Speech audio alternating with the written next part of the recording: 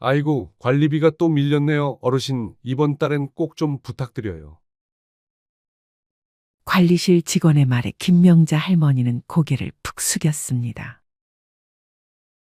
통장을 들고 은행에 갔을 때 잔액은 7,000원. 생활비를 인출한 지도 오래됐고 최근엔 아들 집에서 반찬을 좀 나눠줘서 겨우 끼니를 이어가고 있었습니다. 그런데도 그녀는 말합니다. 아들한테는 절대 손 안 벌려요. 민폐잖아요. 그런데 안타깝게도 장고는 이미 그녀의 의지를 배신한 지 오래였습니다. 명자 할머니의 이야기는 결코 남의 일이 아닙니다. 70이 넘도록 죽어라 일만 하며 살아왔는데 통장엔 늘 10만 원도 남지 않았다는 중장년층의 고백. 어쩌다 우리 세대의 통장은 이토록 텅 비었을까요? 왜 은퇴한 6070 세대들의 통장에는 100만 원도 남아있지 않은 걸까요? 많은 분들이 이렇게 말씀하십니다. 70 넘으면 그냥 조용히 집에만 있는 거지. 뭐 그렇게 돈이 들겠어요. 하지만 현실은 전혀 그렇지 않습니다. 퇴직 후 20년은 기본이고 30년을 넘기는 경우도 적지 않습니다. 65세 이후 평균 기대 수명은 84세를 넘어가고 있고 부부 중 한 사람이 90세 이상까지 사는 경우도 아주 흔해졌습니다. 하지만 대부분의 60대, 70대들은 아직도 이렇게 생각합니다. 노후는 그냥 연금으로 대충 살면 되겠지. 아프지만 않으면 되잖아. 나이 들면 돈 안 써. 하지만 현실은 달라요. 병원비, 치과비, 집 수리비, 명절 경조사비, 손주 용돈, 보청기, 안경 교체, 한 달 식비까지. 이 모든 것이 60대 이후부터 본격적으로 돈을 갉아먹기 시작합니다. 문제는 많은 분들이 아직도 50대처럼 쓰고 있다는 거예요. 그냥 한 달에 몇십만 원은 나가게 되더라고 하는 식으로요. 그게 바로 위험의 시작입니다. 노후는 안 써도 돈이 새는 시기예요. 쓰지 않아도 세월이 가져가는 돈이 있다는 걸 모르고 지나가다 보면 어느 순간 통장 잔고가 0원이 됩니다. 또 자존심이 문제인 경우도 많습니다. 가난해도 남에게 손 안 벌리는 것, 부족해도 자식에게 부담 주지 않는 것. 이게 미덕처럼 여겨져 왔어요. 그런데 자존심은 준비 없는 사람에겐 아무런 방패가 되어주지 않습니다.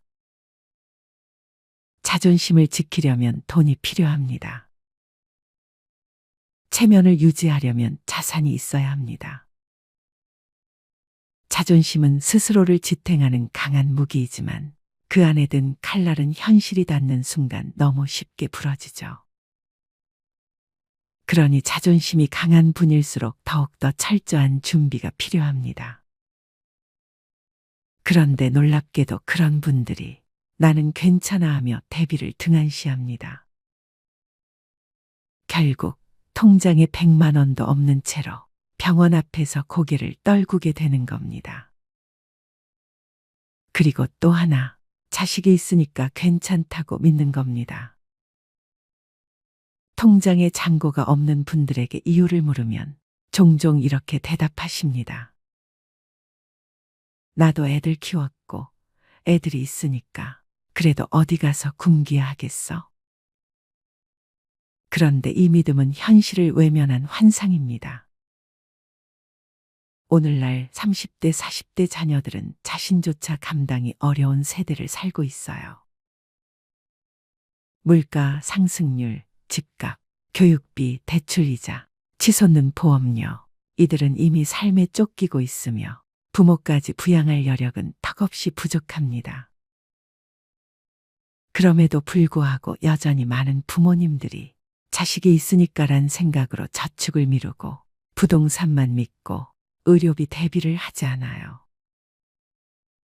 그리고 어느 날 자식의 차가운 한마디를 듣게 되죠. 엄마, 아빠, 저희도 솔직히 너무 힘들어요. 이때 깨닫게 됩니다. 아, 자식은 노후 대책이 아니었구나. 또, 돈이 없어서 못 모았어요. 라는 말을 참 많이 듣습니다.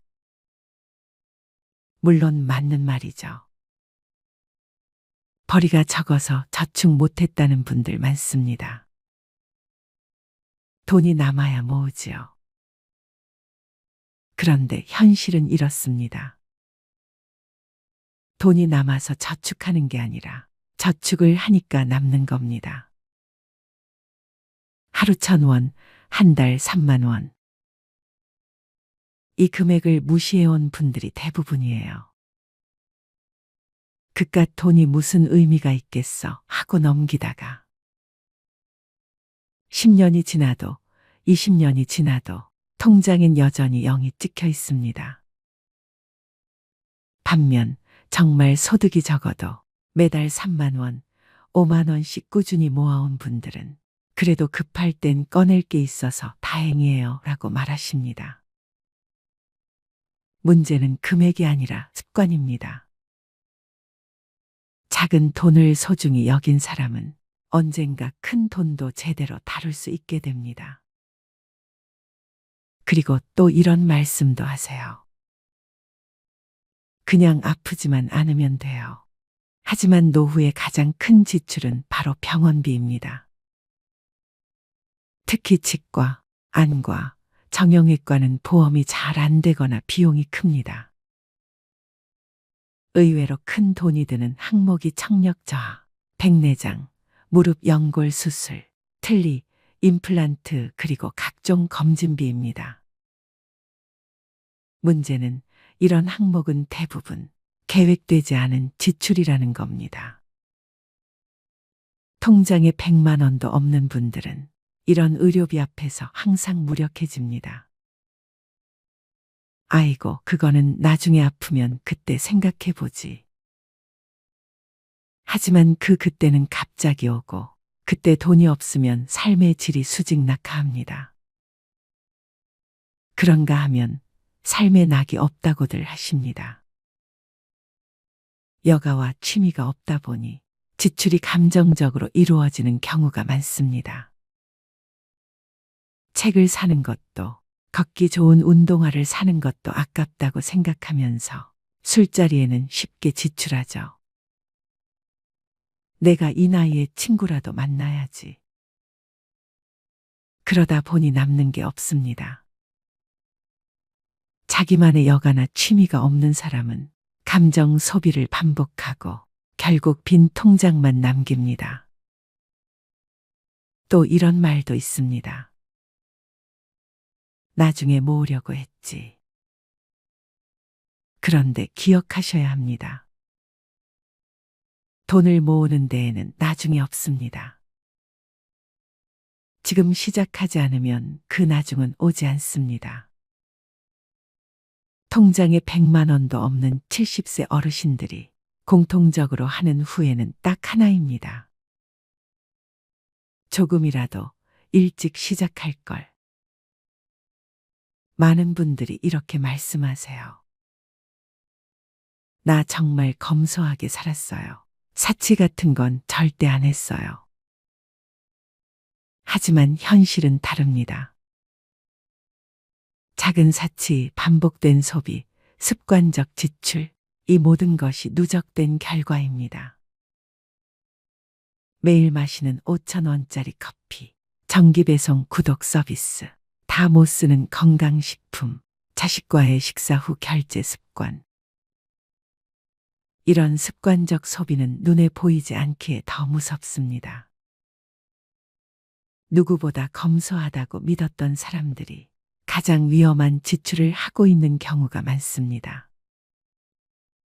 돈보다 사람을 믿는다고요? 멋진 말입니다. 그런데 실천이 불가능합니다. 사람도 관계도 존엄도 결국 돈 위에 세워져야 지속될 수 있기 때문입니다. 돈이 없으면 선택지가 줄어들고 자존감이 흔들리며 좋은 것을 알아도 실천하지 못하게 됩니다. 그리고 마지막으로 이런 체념이 가장 무섭습니다. 이 나이에 뭘 하고 희망을 아예 꺼버리는 거요. 하지만 정말 그럴까요?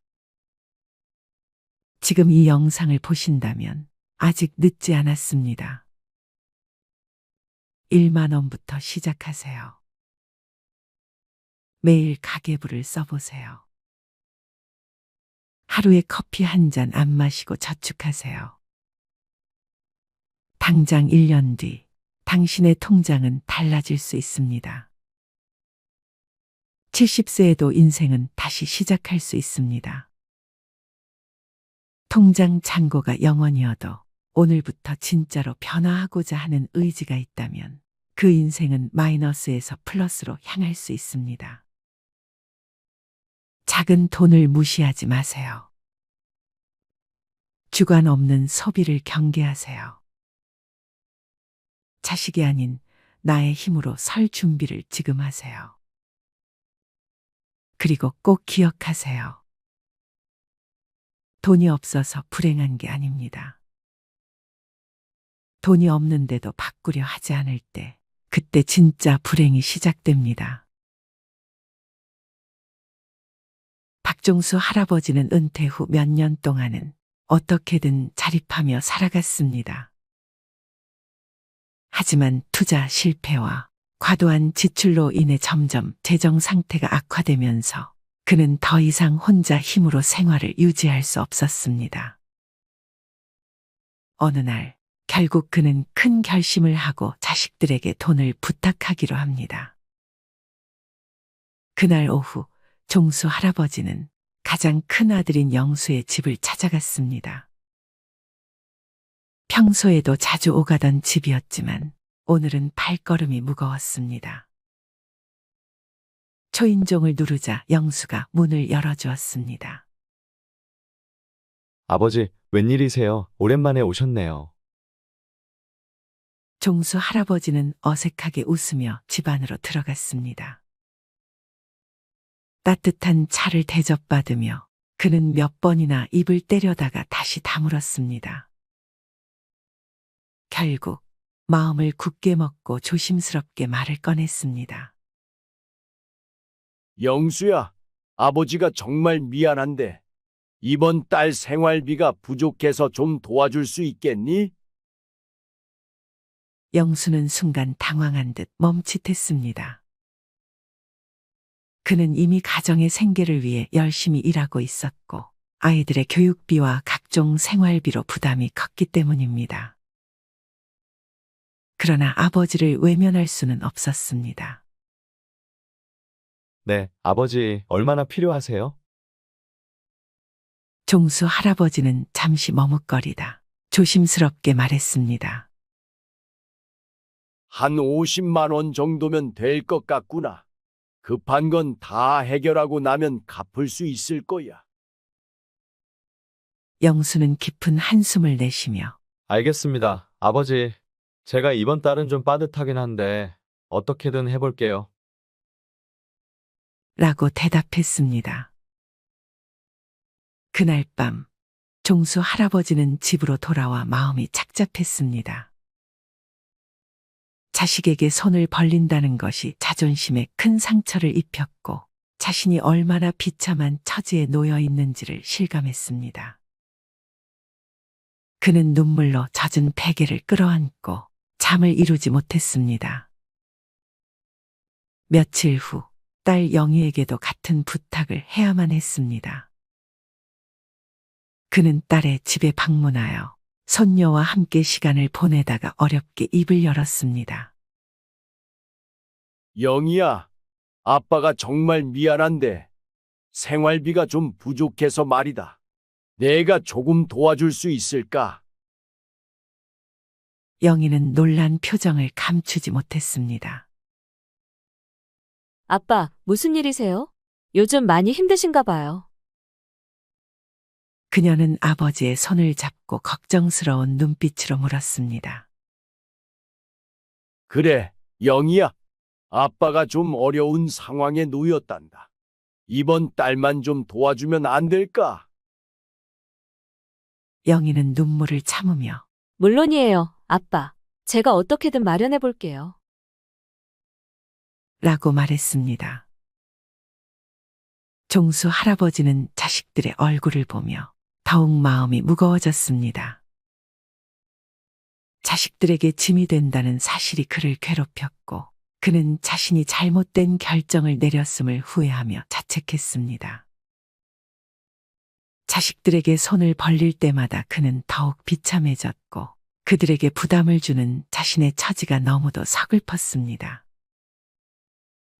이렇게 박종수 할아버지는 말년에 자식들에게 돈을 부탁하며 비참한 나날을 보냈고 자식들은 그런 아버지 때문에 힘들어했습니다.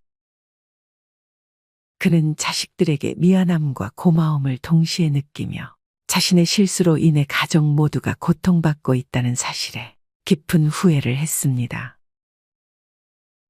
종수 할아버지는 자식들에게 손을 벌린 이후 자신의 과거를 돌아보며 많은 후회를 하게 되었습니다. 그는 젊은 시절에 많은 잘못된 선택을 했다는 것을 깨달았습니다. 특히 몇 가지 지출은 그의 재정 상황을 악화시키는 큰 원인이었습니다. 첫째로, 종수 할아버지는 젊었을 때 친구들과의 술자리에 많은 돈을 썼습니다. 그는 술을 좋아했고 친구들과 어울리는 것을 즐겼습니다. 매주 금요일 저녁마다 그는 친구들과 함께 술집에 가서 밤늦게까지 술을 마셨습니다. 그때는 재미있고 즐거운 시간이었지만 그렇게 쓴 돈이 한 달, 한 해를 넘어가며 상당한 금액이 되었음을 나중에야 깨달았습니다. 그는 그 돈을 저축하거나 투자했다면 지금과는 다른 상황이었을 것이라고 후회했습니다. 둘째로, 종수 할아버지는 무리한 모임과 회식에 큰 돈을 썼습니다. 회사에서 중요한 자리나 회식이 있을 때마다 그는 자신이 적극적으로 나서서 계산을 하곤 했습니다. 후배들과 동료들에게 좋은 인상을 주고 싶어 했기 때문입니다. 그는 자신의 지갑을 열며 후배들에게 인심을 베푸는 것이 당연하다고 생각했지만 그로 인해 쌓인 비용은 그의 재정에 큰 부담이 되었습니다. 셋째로, 종수 할아버지는 가족 여행에 많은 돈을 썼습니다. 그는 가족들과의 추억을 만드는 것이 중요하다고 생각해 자주 여행을 떠났습니다. 해외여행도 여러 번 다녀왔고 국내에서도 좋은 숙소와 맛있는 음식을 즐기기 위해 아낌없이 돈을 썼습니다. 물론 가족들과의 추억은 소중하지만 그로 인해 재정적 여유가 사라진 것을 후회했습니다. 넷째로, 그는 고급 소비품에 많은 돈을 썼습니다. 명품 가방, 고급 시계, 최신 전자기기 등을 사면서 그는 일시적인 만족감을 느꼈지만 나중에 그것들이 자신의 삶에 얼마나 큰 영향을 미쳤는지 깨닫게 되었습니다. 특히 명품 소비는 주변 사람들에게 자신을 과시하기 위한 것이었지만 그로 인해 큰 금액이 낭비되었습니다. 마지막으로 종수 할아버지는 자식들에게 과도한 지원을 했습니다. 자식들이 결혼할 때, 집을 장만할 때, 심지어 손자들의 교육비까지 그는 아낌없이 지원했습니다. 자식들을 도와주는 것이 부모의 당연한 역할이라고 생각했지만 그로 인해 자신의 노후 자금을 마련하지 못했다는 것을 후회했습니다. 이렇게 종수 할아버지는 자신의 과거를 돌아보며 많은 후회를 했습니다. 그는 자식들에게 부담을 주지 않기 위해 신중하게 재정 관리를 했어야 했다는 것을 깨달았습니다. 나이 들수록 돈은 줄고 소비는 줄여야 한다는 말. 머리로는 알면서도 정작 카드 명세서를 보면 한숨부터 나오는 분들이 많습니다.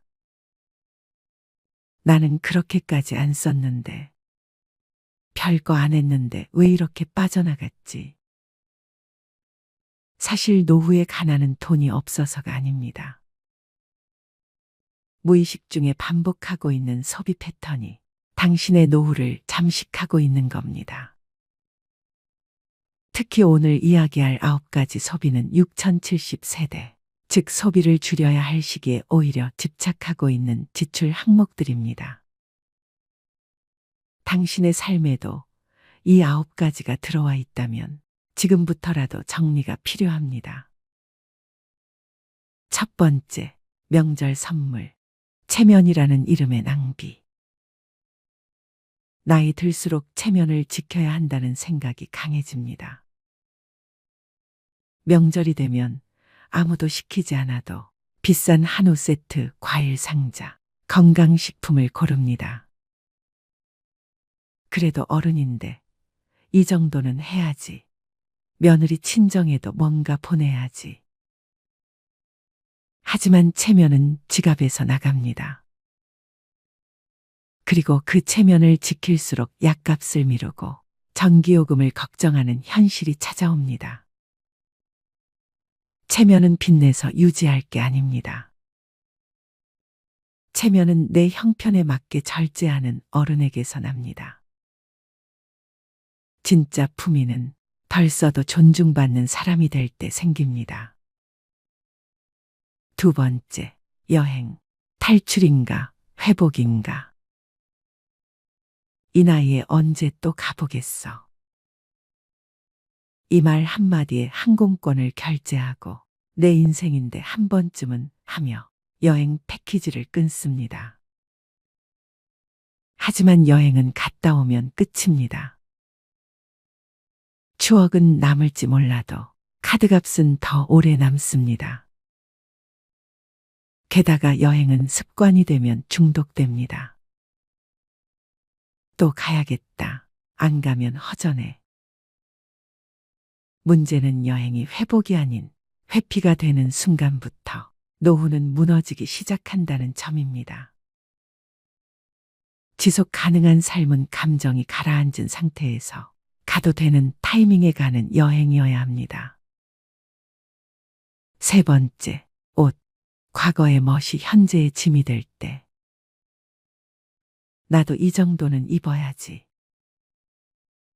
할머니라고 아무 옷이나 입나. 나이 들어도 멋지고 싶은 마음 당연합니다. 하지만 옷장이 가득 차 있고 입는 옷은 늘 똑같은데도 또 다시 신상을 고르고 있다면 그건 멋이 아니라 불안을 지우기 위한 소비일 수 있습니다. 노년의 멋은 비싼 옷이 아니라 단정함에서 시작됩니다. 꾸준히 다림질된 셔츠, 잘 맞는 슬랙스, 깔끔한 운동화. 그것이면 됩니다. 진짜 품위는 옷에서 나오는 게 아니라 자기 삶에 책임지는 태도에서 나옵니다. 네 번째, 커피. 하루 한 잔은 괜찮을까? 퇴직 후 할 일 없는 하루의 시작은 늘 커피 한 잔으로 열립니다. 집에 커피 믹스가 있어도 굳이 테이크아웃 한 잔을 사야 하루가 시작된 것 같은 기분이 듭니다. 하루 4,000원. 한 달이면 12만 원. 1년이면 144만 원입니다. 그거 아껴서 얼마나 모으겠어? 그렇게 말하는 순간 매달 반복되는 작은 구멍이 노후 재정을 서서히 잠식합니다. 여유는 커피로 사는 것이 아니라 관계와 일상 속에서 길러야 할 감정입니다. 돈 들여 위로받는 습관은 결국 더 큰 허기를 남깁니다. 다섯 번째, 택시. 편함의 이름으로 무너지는 근력. 한 정거장 거리도 걷기 싫어집니다. 힘들잖아. 택시 타면 편하지. 그런데 이상하게 이 편함은 갈수록 더 많은 불편함을 부릅니다. 걷는 횟수가 줄어들수록 무릎은 더 약해지고 심장은 더 나빠집니다. 택시비는 그 자체로도 문제지만 움직이지 않는 대가로 찾아오는 병원비는 그보다 훨씬 비쌉니다. 노후의 편안함은 무조건적인 편리함이 아니라 내 몸이 스스로 움직일 수 있는 자유에 있습니다. 6번째, 손주를 위한 지출. 사랑이라는 착각. 손주가 온다 하면 마트부터 갑니다. 과자, 장난감, 옷, 용돈까지. 그래도 할머니인데 뭐라도 해줘야지. 그렇게 매달 10에서 20만 원씩 쓰면서도 정작 자신은 라면으로 끼니를 때웁니다. 그런데 손주는 과자나 돈보단 할머니가 해준 이야기와 밥을 더 오래 기억합니다. 사랑은 사는 것이 아닙니다. 시간을 함께 보내는 것, 함께 눈을 맞추는 것이 진짜 사랑입니다. 지갑이 아니라 마음으로 손주를 대하세요. 7번째, 경조사비. 관계라는 이름의 강요. 친구 아들 결혼이라는데 다들 10만 원 낸다더라. 나만 5만 원 하면 이상하게 보이겠지.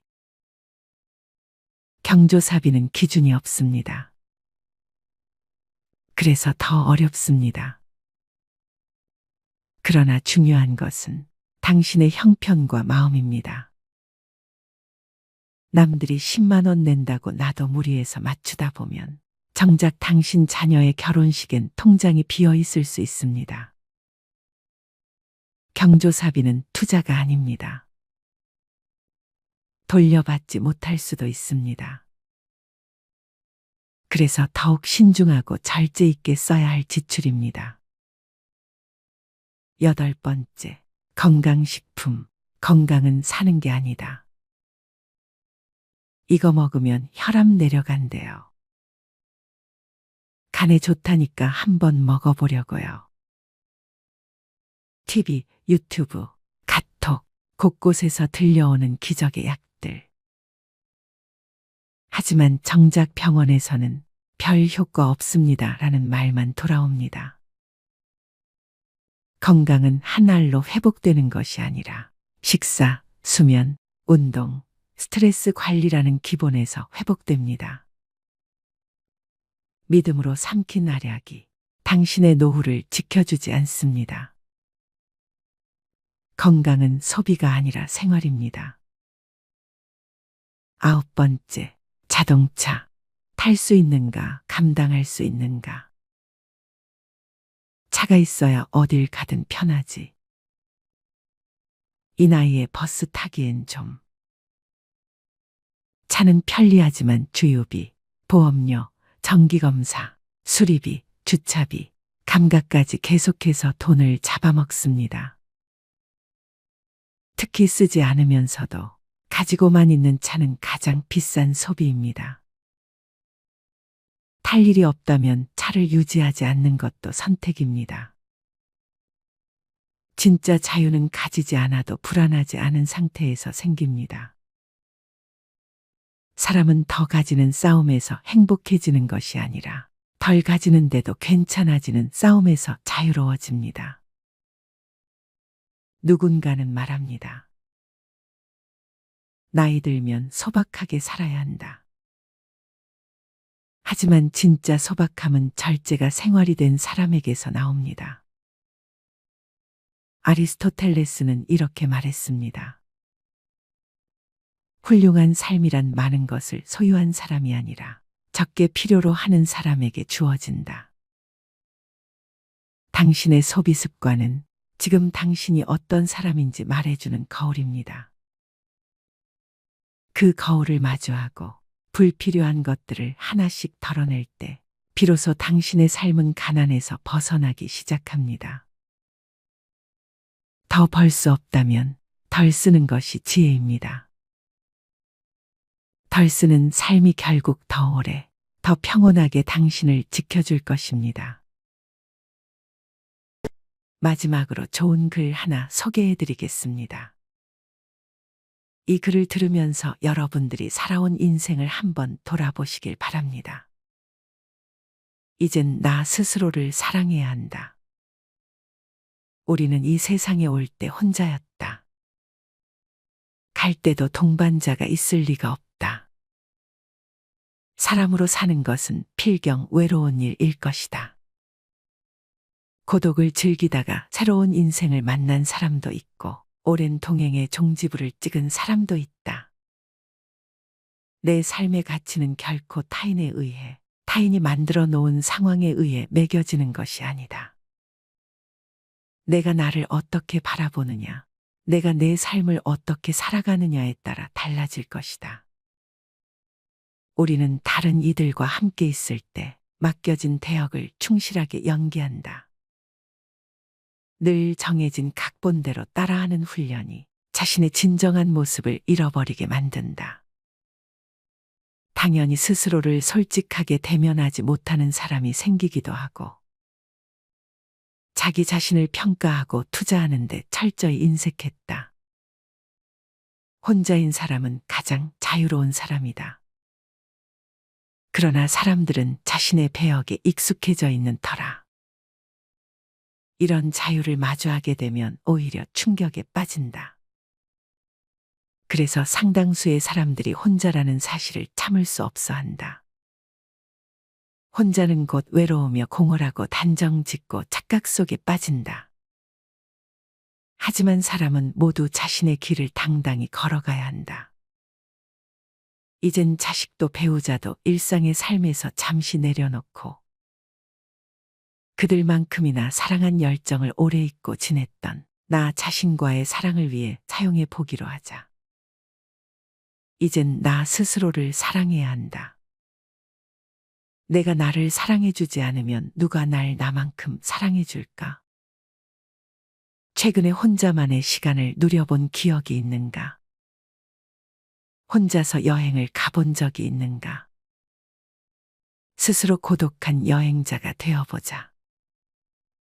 한밤중 덜컹거리며 달리는 기차에 앉아 창밖으로 스쳐 지나가는 불빛을 바라보자. 고독은 생각을 풍성하게 키우고 그 차원을 높여준다. 많은 생각이 부담스러운가? 생각이 많은 것은 좋은 일이다. 그것을 조용히 음미할 때 우리의 영혼은 성장한다. 열심히 가정을 지키면서 살아온 나 자신을 마음껏 칭찬하자. 열심히 일하면서 지나온 내 삶을 한껏 사랑하자. 정성껏 마음 주고 걸음 좋은 내 이웃들을 중심으로 사랑하며 칭찬하자. 이젠 이만하면 쉴 자격 충분하니 더 이상 달려가지 못하더라도 달래고 추스릴 시간을 주자. 수고했다. 애썼다. 육신이 너덜너덜해질 만큼 약해진 나 자신에게 위로와 칭찬과 용기를 보내주자. 욕심부리고 때를 쓰고 푼 나 자신조차 따스하게 보듬으며 이해해주자. 잠시 거울 속에 내 얼굴을 정면으로 쳐다보자. 노화를 느낀 언젠가부터 자세히 보기 싫어진 내 얼굴이지만 오늘은 거울 속에 내 얼굴을 정면으로 뚫어져라 바라보자. 10년 전, 20년 전, 30년 전 사진의 내 얼굴을 생각하며 구석구석 찬찬히 현재의 내 모습을 바라보자. 저렇게 늙어가는구나. 나는 우울하고 안쓰러운 마음이 들 것이다. 그 얼굴에는 굴곡의 세월과 기쁨, 서러움의 시간이 묻어 있고 사랑과 이별과 망각의 시간들이 묻어 있다. 내 얼굴이지만 수많은 세월 동안 진지한 대화 한 번 없이 남의 물건처럼 방치해둔 내 모습이다. 언제 이렇게 수많은 주름살이 얼굴을 도배했을까? 언제 이렇게 떨어진 꽃잎의 색깔처럼 피부는 갈색 침전이 되었을까? 한때는 거울 속에 저 얼굴에도 신혼의 싱그러움이 있었다. 애들 초등학교 입학식 때 희망에 찬 젊은 부모의 기계가 있었을 것이다. 경제적 궁핍함에 힘든 세월 속에서도 꿋꿋이 웃음을 잃지 않던 얼굴이었고, 애들의 교육 문제로 일희일비하던 극성스런 부모의 얼굴이었다. 갑자기 먼 길 떠나는 부모님과의 영원한 이별을 회한의 눈물로 보내드린 얼굴이었고, 지금은 당시 부모님의 얼굴로 쓸쓸히 거울 속에 있다. 낯설게 변해버린 굳은 무표정의 얼굴에게 이젠 진정으로 좋은 표정을 선물해주자.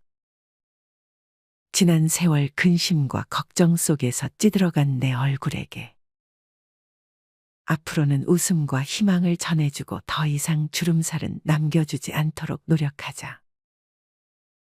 열심히 살아온 내 얼굴에게 그동안 너무 고마웠다고 말해주자. 수십 년을 동고동락해준 내 얼굴에게, 지구상에 오직 하나뿐인 내 얼굴에게 남은 시간은 우리들만을 위해 바치겠노라고 약속하자. 생각은 말이 되고 말은 행동이 되며, 행동은 습관이 되고 습관은 삶의 변화를 준다. 어떤 생각을 하느냐에 따라 인생이 달라진다. 내가 나를 사랑하지 않으면 남들 또한 나를 사랑해주지 않을 것이다. 첫 번째, 내가 제일 좋아했던 취미 생활을 시작하자. 두 번째, 내가 진짜 가보고 싶은 여행지로 훌쩍 떠나자. 세 번째, 신발은 지금까지 신었던 가격보다 좀 비싼 걸로 투자하자. 네 번째, 마음을 터놓을 수 있는 친구에게 당장 전화해보자. 다섯 번째, 아직 용서해주지 않았던 사람이 있다면 가슴을 열고 용서해주자. 그러면 내가 편해진다. 여섯 번째, 거리가 멀더라도 맛집으로 이름난 식당을 찾아 나 자신에게 음식 선물을 해주자. 일곱 번째, 매일 아침 눈을 뜨는 순간 나는 사랑받기 위해 태어난 사람이고 지금 이 순간이 가장 행복한 사람이라고 외치자. 이 글을 읽은 모든 사람이 과거에 어떻게 살았던, 지금 당장부터 행복했으면 한다. 거울 속의 낯선 나를 이젠 진정 사랑하는 대상으로 친하게 지내며 먼 훗날 영원한 안식 여행을 떠날 때 너와 나 우리는 행복한 삶을 살았다고 말할 수 있었으면 얼마나 좋을까. 내가 먼저 내 얼굴을 사랑해라고 말하고 바로 행동을 했으면 합니다. 나를 없인 여기지 말고 위대하고 또 위대한, 소중하고 귀한 사람이 당신임을 잊지 말고 살았으면 합니다. 나는 지구상 하나뿐인 내 얼굴을 사랑합니다. 왜냐하면 한평생 희노애락을 같이 경험하며 살아온 얼굴이니까요. 이제는 늦기 전에 인생을 즐겨라. 아주 오래 살 것처럼 행동하면 어리석다. 걷지도 못할 때까지 기다리다가 인생을 후회하지 말고 몸이 허락하는 한 가보고 싶은 곳 여행하라. 혹시 병 들더라도 겁먹거나 걱정하지 마라. 태어나서 늙고 병들고 죽는 것은 누구에게나 오는 것 아닌가.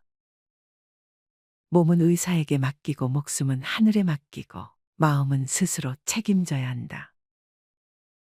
자식들이나 손자에 관한 일은 눈으로 보고 귀로 듣기만 하고 입은 꼭 다무셔라.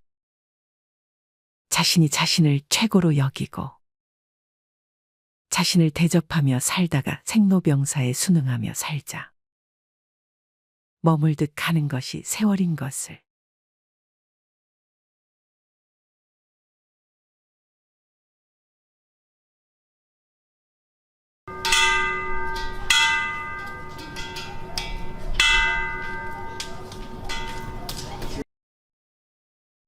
정우 씨는 올해로 67, 은퇴한 지는 벌써 10년이 넘었습니다. 처음 은퇴했을 때만 해도 세상이 텅 빈 것 같았죠. 매일 아침 정해진 시간에 눈을 뜨고 양복을 입고 지하철을 타던 삶이 하루아침에 사라졌으니까요. 집에 앉아 있으면 아내의 발자국 소리와 시계 초침 소리만 크게 들렸습니다. 그때 구원처럼 다가온 게 동창 모임이었습니다. 매달 한 번씩 만나 술잔을 기울이며 옛날 이야기, 건강 이야기, 아이들 이야기를 하다 보면 그날만큼은 웃음이 끊이지 않았습니다. 그 시절엔 모임 날만 되면 며칠 전부터 설렜습니다. 아내는 당신 또 친구 만나러 나가 하며 말했습니다. 그때 정우 씨는 모임이 삶의 활력소라고 말하곤 했습니다. 하지만 시간이 흐르면서 모임은 조금씩 달라졌습니다. 처음엔 다들 비슷한 형편이었는데 몇 년이 지나자 서로의 삶의 격차가 눈에 보이기 시작했습니다. 어떤 친구는 자녀 덕분에 해외여행만 다니고, 어떤 친구는 여전히 손주 봐주느라 허리가 휘고, 어떤 친구는 투자에 성공해 퇴직금으로 아파트 2채를 사서 월세 받으며 산다고 자랑했습니다. 처음에는 그 얘기들이 그저 남의 이야기처럼 들렸지만 반복되다 보니 묘한 기분이 들기 시작했습니다. 나만 뒤처진 건가 하는 생각이 불쑥불쑥 들었죠. 그리고 언젠가부터 모임 회비가 슬금슬금 올라갔습니다. 야, 요즘 여기 말고 다른 데 가자. 여기 음식 너무 평범해. 그래, 우리도 좀 좋은 데 가야지. 몸 생각해서 소고기 먹자. 모임 한 번에 7만 원, 8만 원. 거기에 술값까지 얹히면 10만 원은 훌쩍 넘었습니다. 정우 씨는 속으로 계산기를 두드리며 이러다 생활비 구멍 나겠다 생각했지만 그렇다고 모임에서 돈 문제를 꺼내기엔 자존심이 허락하지 않았습니다. 요즘 좀 힘드니까 싼 데 가자라고 말하면 내가 쪼잔해 보이지 않을까? 그 말 한마디가 목구멍까지 차올랐다가 늘 삼켜졌습니다. 결정적인 일은 어느 날 벌어졌습니다. 모임 자리에서 한 친구가 무심코 말했습니다. 아니, 그 나이에 아직 전세 살아. 요즘 다들 집 하나는 사놓잖아. 그 말이 농담인지 진담인지도 모를 한마디였지만 정우 씨 귀에는 가시처럼 꽂혔습니다. 사실 정우 씨는 몇 년 전 자식 결혼을 도와주느라 퇴직금을 거의 다 썼습니다. 지금은 아내와 전세살이를 하고 있었죠. 집에 돌아오는 길, 그는 그날 찍은 모임 사진을 들여다보다가 휴대폰을 꺼버렸습니다. 사진 속에 환하게 웃고 있는 자신의 얼굴이 낯설게 느껴졌습니다. 나는 이 모임에서 더 이상 웃을 수가 없구나. 웃음 뒤에 숨겨진 씁쓸함이 이제는 감당하기 힘들게 느껴졌습니다. 몇 주 뒤 단톡방에 모임 공지가 올라왔습니다. 이번 달은 강남에 새로 생긴 한우 오마카세 갑시다. 1인 15만 원. 정우 씨는 휴대폰을 한참 들여다보다가 단톡방 상단에 나가기 버튼을 눌렀습니다. 마지막으로 남긴 메시지는 단 한 줄. 여기까지가 제 몫인 것 같습니다. 보내기를 누르고 나니 휴대폰 화면이 텅 비어 보였습니다. 이상하게도 후련하면서도 눈가가 뜨거워졌습니다. 그날 밤 그는 아내에게 조심스럽게 말했습니다. 나 모임 그만하기로 했어. 아내는 잠시 그를 바라보다가 조용히 고개를 끄덕였습니다. 잘했어. 당신 힘들어하는 거 나도 알고 있었어. 사실 요즘 이런 사람들이 많습니다. 모임을 끊는 이유는 단순히 사람이 싫어서가 아닙니다. 그보다도 이제는 내 시간을 더 소중하게 생각하게 되기 때문입니다. 경제적 부담도 큽니다. 모임 한 번에 10만 원씩 쓰다 보면 한 달 용돈의 절반이 날아갑니다. 건강 문제도 있습니다.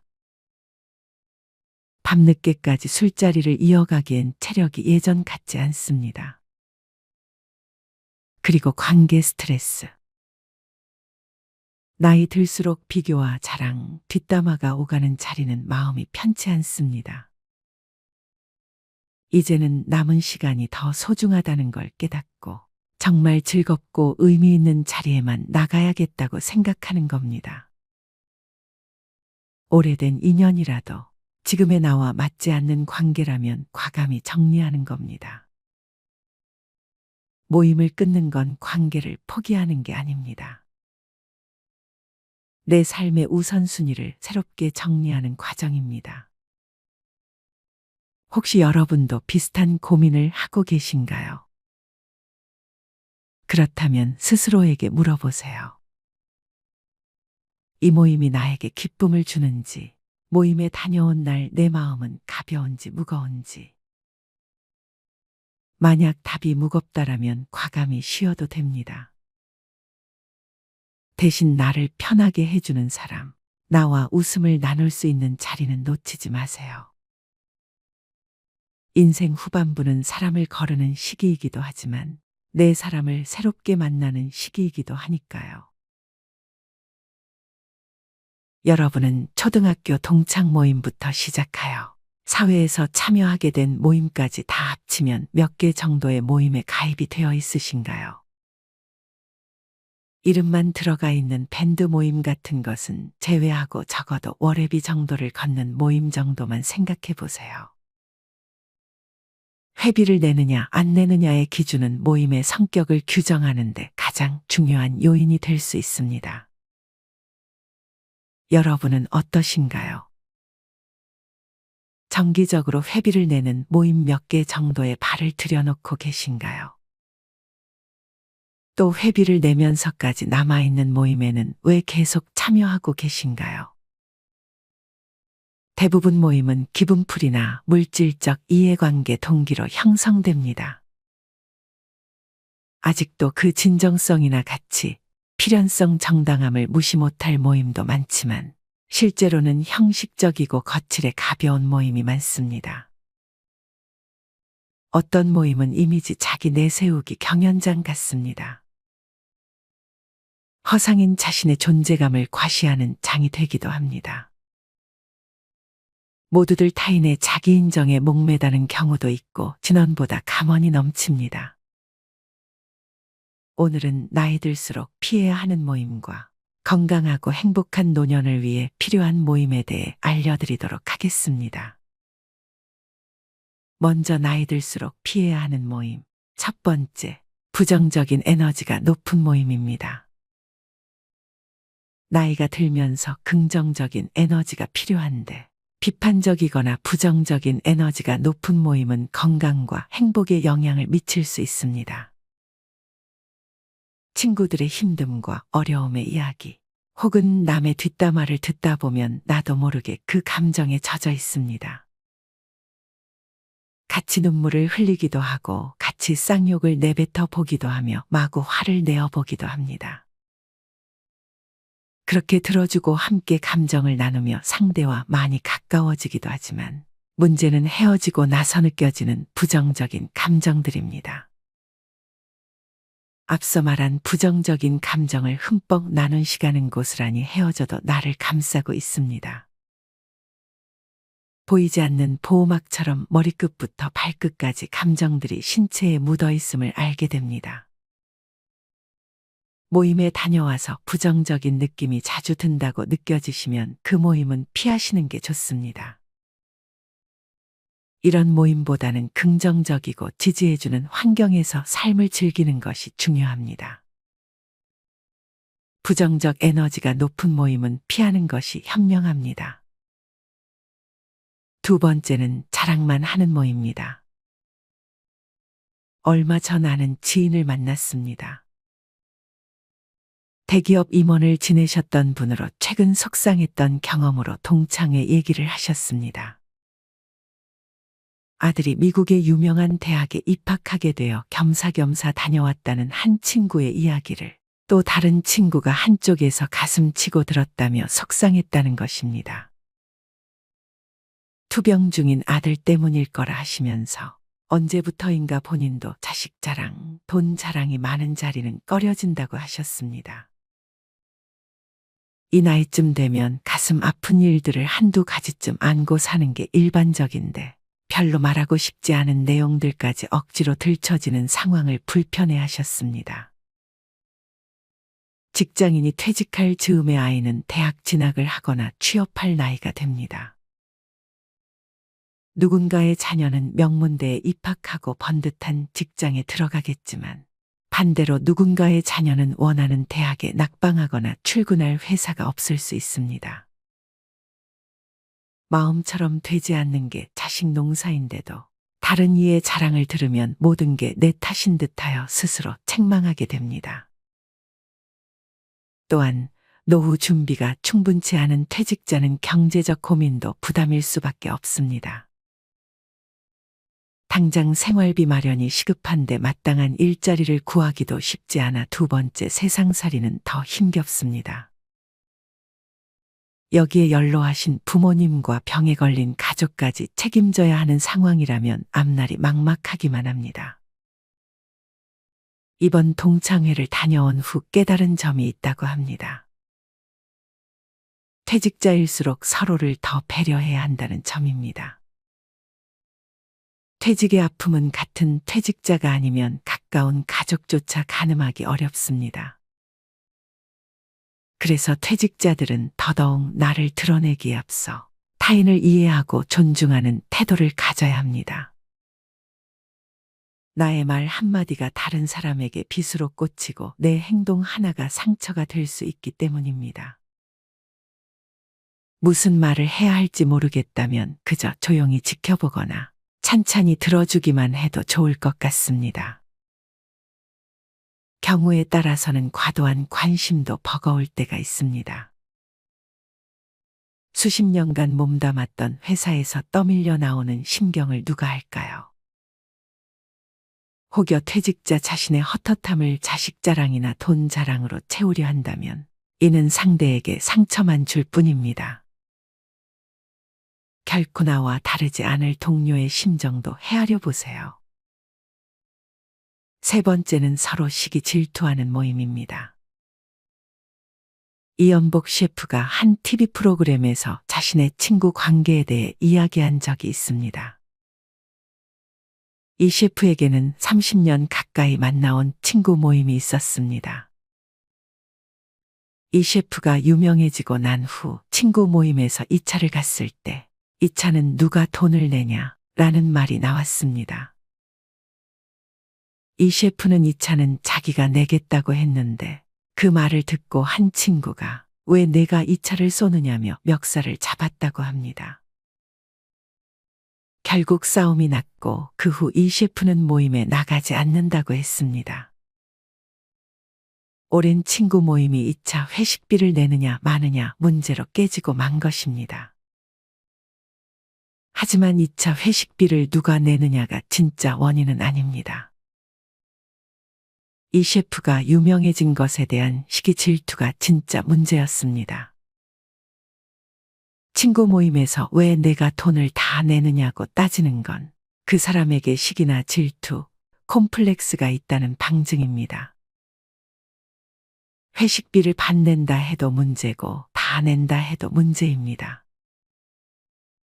그럼 n분의 1로 나눠내면 문제가 없을까? 그것도 아닙니다. 성공의 돈도 벌었는데 친구들에게 한턱을 내지 않는 쫀쫀하고 야박하며 베풀 줄 모르는 이기적인 친구가 돼버립니다. 이런 사람들은 욕을 피할 수 있는 방법이 없습니다. 뭘 해도 비난받습니다. 그래서 결국 성공한 사람은 모임에 더는 나가지 않게 됩니다.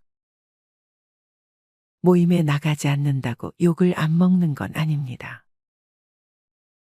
성공하기 전에는 모임에 나갔는데 성공한 다음부터 나가지 않으면 옛날에는 안 그랬는데 이제는 변했어 라며 비난받습니다. 결국 뭘 해도 욕을 먹습니다.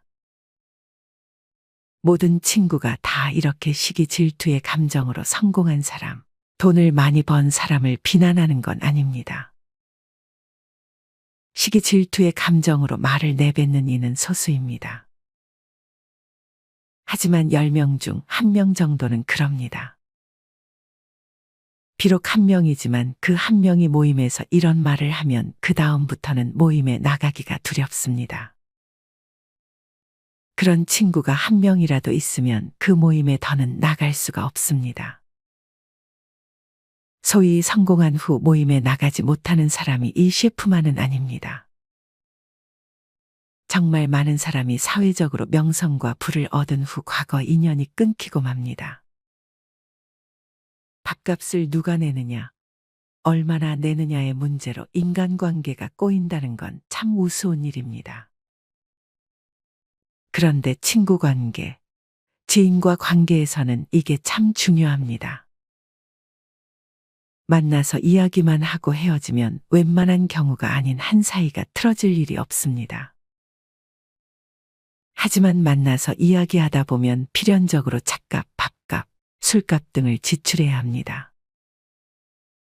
이걸 어떻게 누가 부담하느냐에 따라 친구 관계가 영향을 받습니다. 어쨌든 이런 문제로 성공한 사람, 돈을 번 사람은 자신의 옛 모습을 잘 아는 친구들, 즉 자기가 잘 나가기 전, 성공하기 전부터 알고 지낸 친구들 모임에 나가기가 힘듭니다.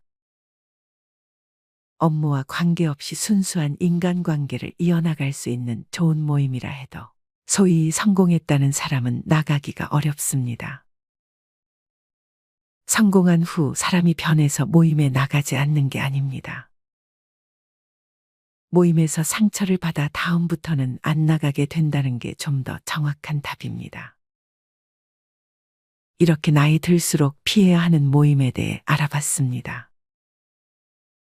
모임을 아예 나가지 말라는 게 아닙니다.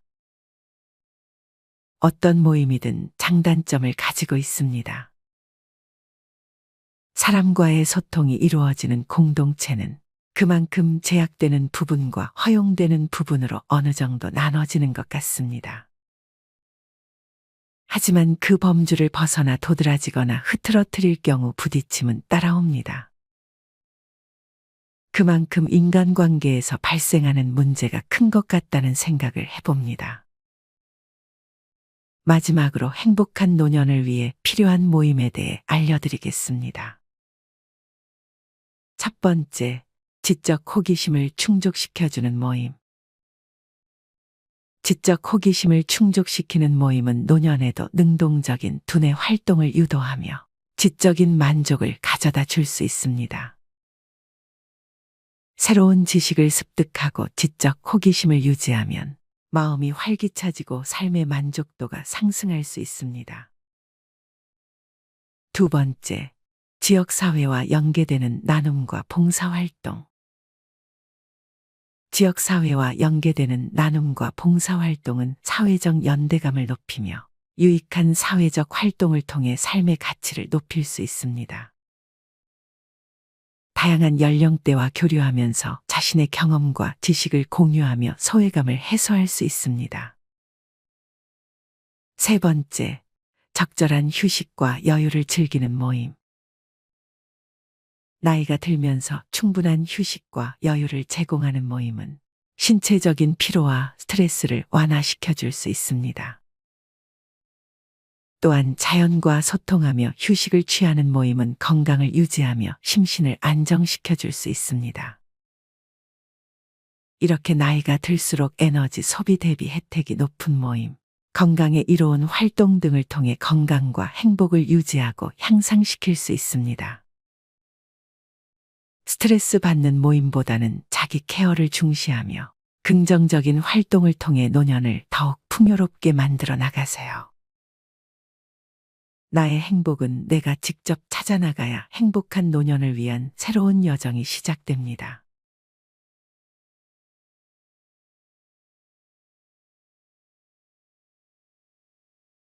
여러분은 초등학교 동창 모임부터 시작하여 사회에서 참여하게 된 모임까지 다 합치면 몇 개 정도의 모임에 가입이 되어 있으신가요?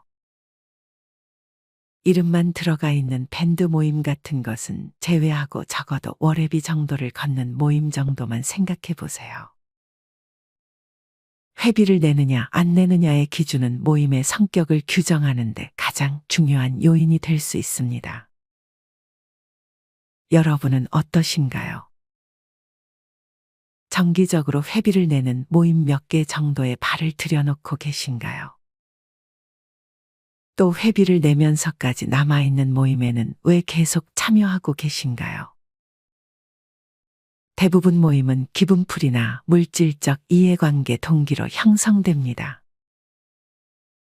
아직도 그 진정성이나 가치, 필연성 정당함을 무시 못할 모임도 많지만 실제로는 형식적이고 거칠에 가벼운 모임이 많습니다.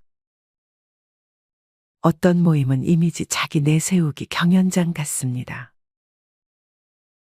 허상인 자신의 존재감을 과시하는 장이 되기도 합니다.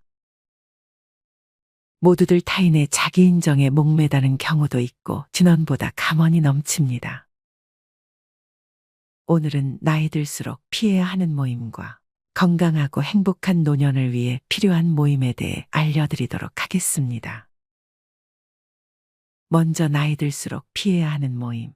첫 번째, 부정적인 에너지가 높은 모임입니다. 나이가 들면서 긍정적인 에너지가 필요한데 비판적이거나 부정적인 에너지가 높은 모임은 건강과 행복에 영향을 미칠 수 있습니다. 친구들의 힘듦과 어려움의 이야기, 혹은 남의 뒷담화를 듣다 보면 나도 모르게 그 감정에 젖어 있습니다.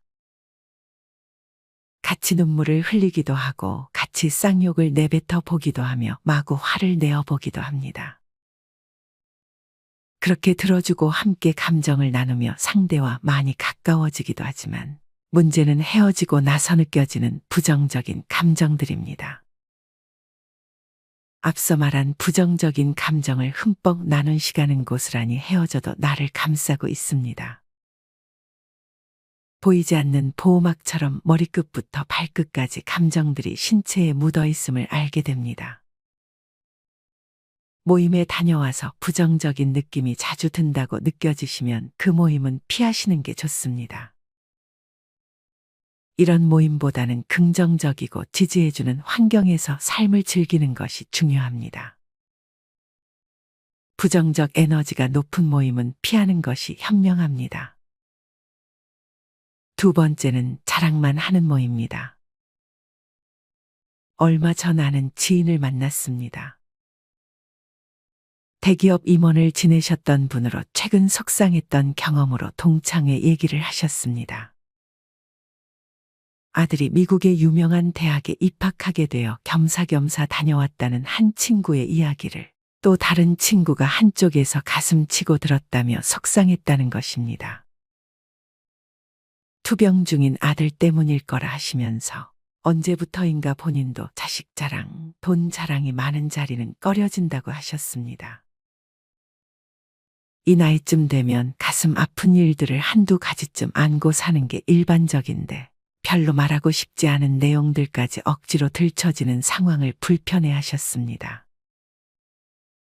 직장인이 퇴직할 즈음의 아이는 대학 진학을 하거나 취업할 나이가 됩니다.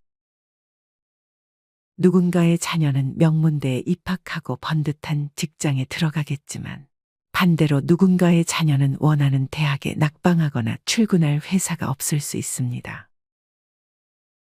마음처럼 되지 않는 게 자식 농사인데도 다른 이의 자랑을 들으면 모든 게 내 탓인 듯하여 스스로 책망하게 됩니다. 또한 노후 준비가 충분치 않은 퇴직자는 경제적 고민도 부담일 수밖에 없습니다. 당장 생활비 마련이 시급한데 마땅한 일자리를 구하기도 쉽지 않아 두 번째 세상살이는 더 힘겹습니다. 여기에 연로하신 부모님과 병에 걸린 가족까지 책임져야 하는 상황이라면 앞날이 막막하기만 합니다. 이번 동창회를 다녀온 후 깨달은 점이 있다고 합니다. 퇴직자일수록 서로를 더 배려해야 한다는 점입니다. 퇴직의 아픔은 같은 퇴직자가 아니면 가까운 가족조차 가늠하기 어렵습니다. 그래서 퇴직자들은 더더욱 나를 드러내기에 앞서 타인을 이해하고 존중하는 태도를 가져야 합니다. 나의 말 한마디가 다른 사람에게 빗으로 꽂히고 내 행동 하나가 상처가 될 수 있기 때문입니다. 무슨 말을 해야 할지 모르겠다면 그저 조용히 지켜보거나 찬찬히 들어주기만 해도 좋을 것 같습니다. 경우에 따라서는 과도한 관심도 버거울 때가 있습니다.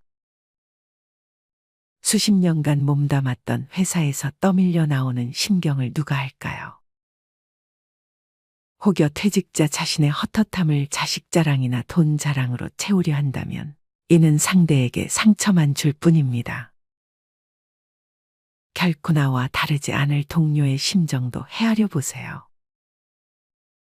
세 번째는 서로 시기 질투하는 모임입니다. 이연복 셰프가 한 TV 프로그램에서 자신의 친구 관계에 대해 이야기한 적이 있습니다. 이 셰프에게는 30년 가까이 만나온 친구 모임이 있었습니다. 이 셰프가 유명해지고 난 후 친구 모임에서 이 차를 갔을 때 이 차는 누가 돈을 내냐? 라는 말이 나왔습니다. 이 셰프는 이 차는 자기가 내겠다고 했는데 그 말을 듣고 한 친구가 왜 내가 이 차를 쏘느냐며 멱살을 잡았다고 합니다. 결국 싸움이 났고 그 후 이 셰프는 모임에 나가지 않는다고 했습니다. 오랜 친구 모임이 2차 회식비를 내느냐 마느냐 문제로 깨지고 만 것입니다. 하지만 2차 회식비를 누가 내느냐가 진짜 원인은 아닙니다. 이 셰프가 유명해진 것에 대한 시기 질투가 진짜 문제였습니다. 친구 모임에서 왜 내가 돈을 다 내느냐고 따지는 건 그 사람에게 시기나 질투, 콤플렉스가 있다는 방증입니다. 회식비를 반 낸다 해도 문제고 다 낸다 해도 문제입니다. 그럼 n분의 1로 나눠내면 문제가 없을까? 그것도 아닙니다. 성공의 돈도 벌었는데 친구들에게 한턱을 내지 않는 쫀쫀하고 야박하며 베풀 줄 모르는 이기적인 친구가 돼버립니다.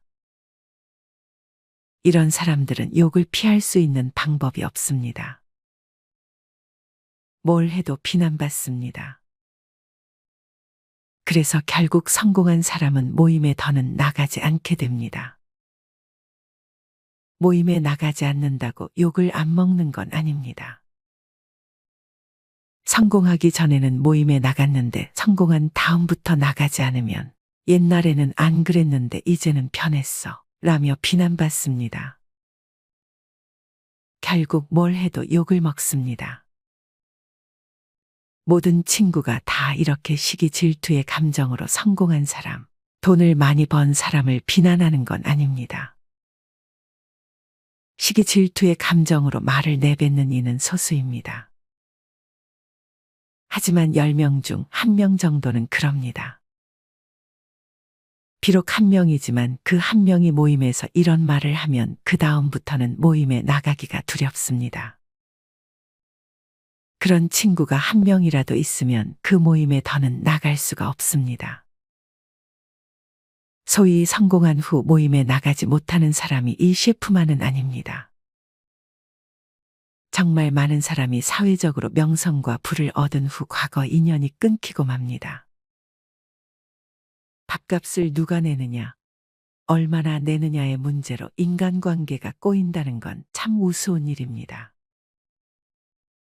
그런데 친구 관계, 지인과 관계에서는 이게 참 중요합니다. 만나서 이야기만 하고 헤어지면 웬만한 경우가 아닌 한 사이가 틀어질 일이 없습니다.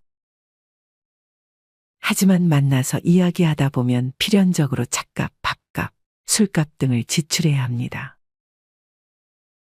이걸 어떻게 누가 부담하느냐에 따라 친구 관계가 영향을 받습니다. 어쨌든 이런 문제로 성공한 사람, 돈을 번 사람은 자신의 옛 모습을 잘 아는 친구들. 즉 자기가 잘 나가기 전, 성공하기 전부터 알고 지낸 친구들 모임에 나가기가 힘듭니다. 업무와 관계없이 순수한 인간관계를 이어나갈 수 있는 좋은 모임이라 해도 소위 성공했다는 사람은 나가기가 어렵습니다. 성공한 후 사람이 변해서 모임에 나가지 않는 게 아닙니다. 모임에서 상처를 받아 다음부터는 안 나가게 된다는 게 좀 더 정확한 답입니다. 이렇게 나이 들수록 피해야 하는 모임에 대해 알아봤습니다. 모임을 아예 나가지 말라는 게 아닙니다. 어떤 모임이든 장단점을 가지고 있습니다. 사람과의 소통이 이루어지는 공동체는 그만큼 제약되는 부분과 허용되는 부분으로 어느 정도 나눠지는 것 같습니다.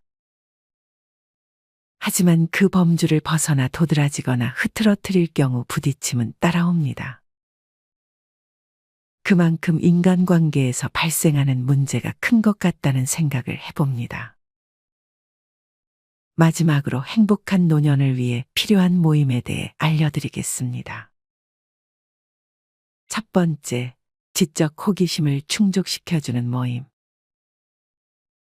지적 호기심을 충족시키는 모임은 노년에도 능동적인 두뇌 활동을 유도하며 지적인 만족을 가져다 줄 수 있습니다. 새로운 지식을 습득하고 지적 호기심을 유지하면 마음이 활기차지고 삶의 만족도가 상승할 수 있습니다. 두 번째, 지역사회와 연계되는 나눔과 봉사활동. 지역사회와 연계되는 나눔과 봉사활동은 사회적 연대감을 높이며 유익한 사회적 활동을 통해 삶의 가치를 높일 수 있습니다. 다양한 연령대와 교류하면서 자신의 경험과 지식을 공유하며 소외감을 해소할 수 있습니다. 세 번째, 적절한 휴식과 여유를 즐기는 모임. 나이가 들면서 충분한 휴식과 여유를 제공하는 모임은 신체적인 피로와 스트레스를 완화시켜 줄 수 있습니다. 또한 자연과 소통하며 휴식을 취하는 모임은 건강을 유지하며 심신을 안정시켜 줄 수 있습니다. 이렇게 나이가 들수록 에너지 소비 대비 혜택이 높은 모임, 건강에 이로운 활동 등을 통해 건강과 행복을 유지하고 향상시킬 수 있습니다. 스트레스 받는 모임보다는 자기 케어를 중시하며 긍정적인 활동을 통해 노년을 더욱 풍요롭게 만들어 나가세요. 나의 행복은 내가 직접 찾아나가야 행복한 노년을 위한 새로운 여정이 시작됩니다.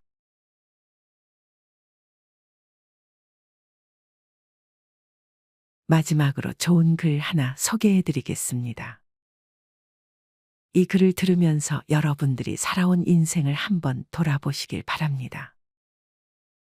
이젠 나 스스로를 사랑해야 한다. 우리는 이 세상에 올 때 혼자였다. 갈 때도 동반자가 있을 리가 없다. 사람으로 사는 것은 필경 외로운 일일 것이다.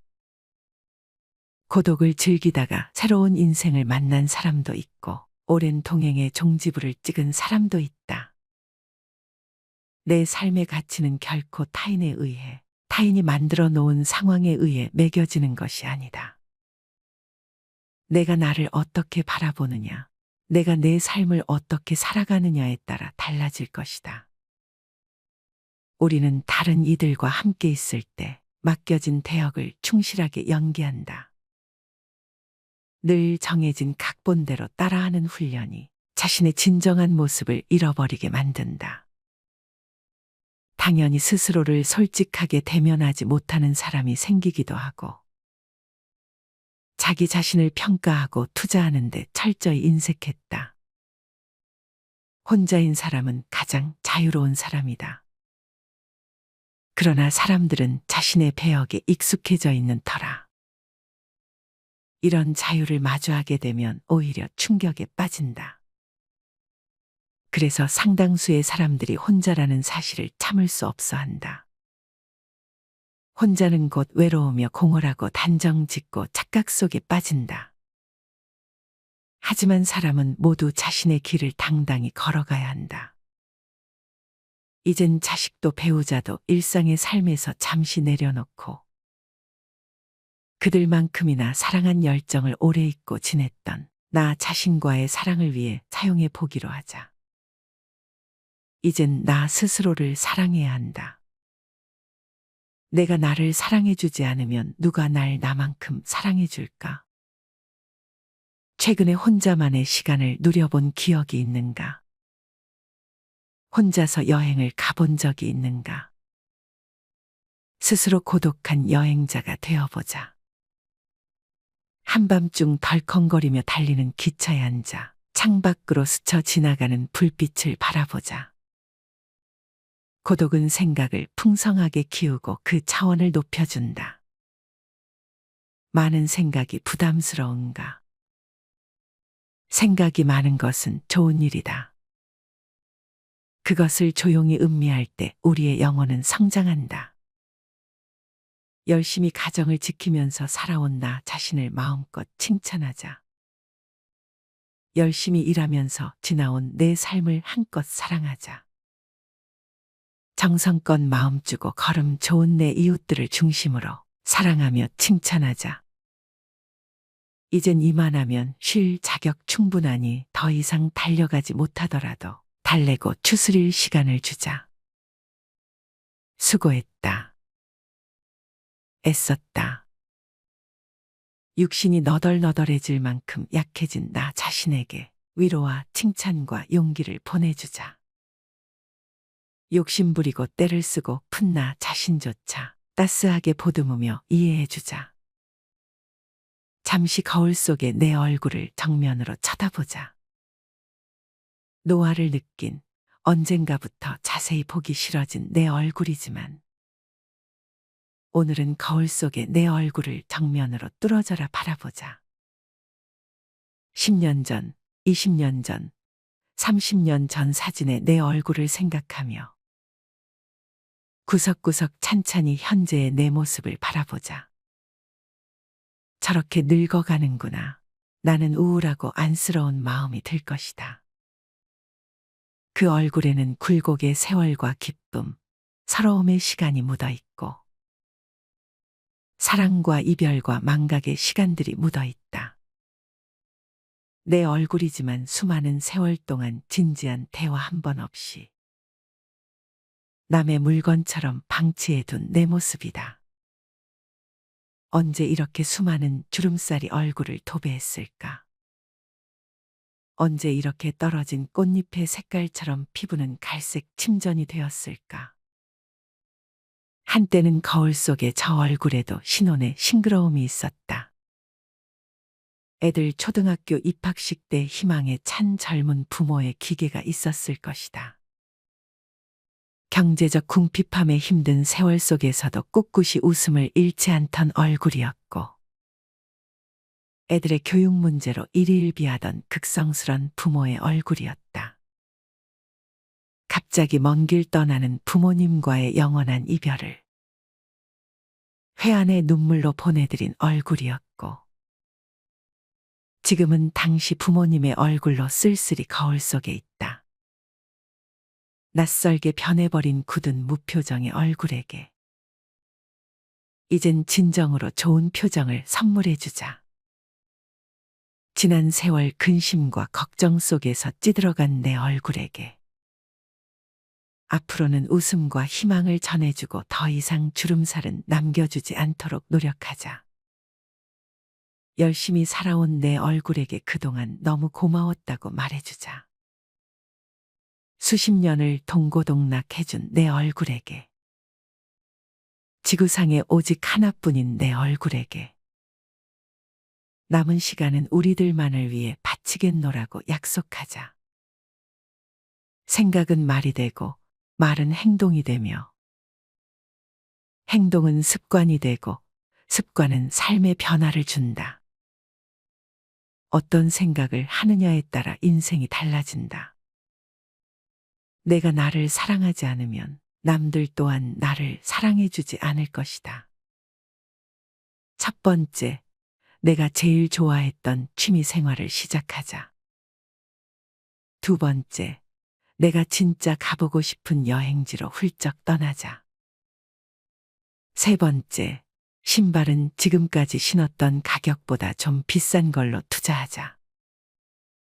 네 번째, 마음을 터놓을 수 있는 친구에게 당장 전화해보자. 다섯 번째, 아직 용서해주지 않았던 사람이 있다면 가슴을 열고 용서해주자. 그러면 내가 편해진다. 여섯 번째, 거리가 멀더라도 맛집으로 이름난 식당을 찾아 나 자신에게 음식 선물을 해주자. 일곱 번째, 매일 아침 눈을 뜨는 순간 나는 사랑받기 위해 태어난 사람이고 지금 이 순간이 가장 행복한 사람이라고 외치자. 이 글을 읽은 모든 사람이 과거에 어떻게 살았던 지금 당장부터 행복했으면 한다. 거울 속의 낯선 나를 이젠 진정 사랑하는 대상으로 친하게 지내며 먼 훗날 영원한 안식 여행을 떠날 때 너와 나 우리는 행복한 삶을 살았다고 말할 수 있었으면 얼마나 좋을까. 내가 먼저 내 얼굴을 사랑해라고 말하고 바로 행동을 했으면 합니다. 나를 없인 여기지 말고 위대하고 또 위대한 소중하고 귀한 사람이 당신임을 잊지 말고 살았으면 합니다. 나는 지구상 하나뿐인 내 얼굴을 사랑합니다. 왜냐하면 한평생 희노애락을 같이 경험하며 살아온 얼굴이니까요. 이제는 늦기 전에 인생을 즐겨라. 아주 오래 살 것처럼 행동하면 어리석다. 걷지도 못할 때까지 기다리다가 인생을 후회하지 말고 몸이 허락하는 한 가보고 싶은 곳 여행하라. 혹시 병 들더라도 겁먹거나 걱정하지 마라.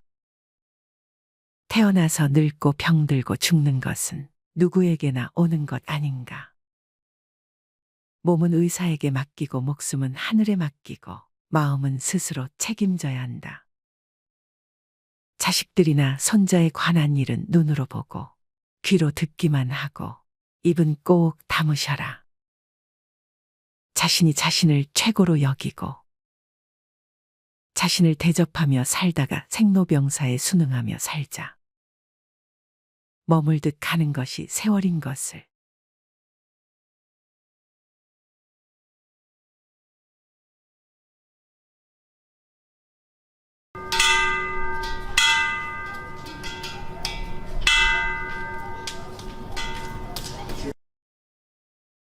추석이 다가오자 정희 씨는 또다시 마음 한구석에 깊은 외로움이 밀려왔습니다. 추석은 한때 가족들이 모여 웃고 떠들며 풍성한 음식을 나누던 날이었지만 요즘 들어 그 의미는 점점 퇴색해져 가는 듯했습니다. 첫째 아들 승우와 둘째 아들 민재는 각자의 가정에 일에 매몰되어 명절에도 집을 찾지 않는 경우가 많았고 막내딸 혜지는 몸이 불편해 멀리까지 오는 일이 쉽지 않았습니다.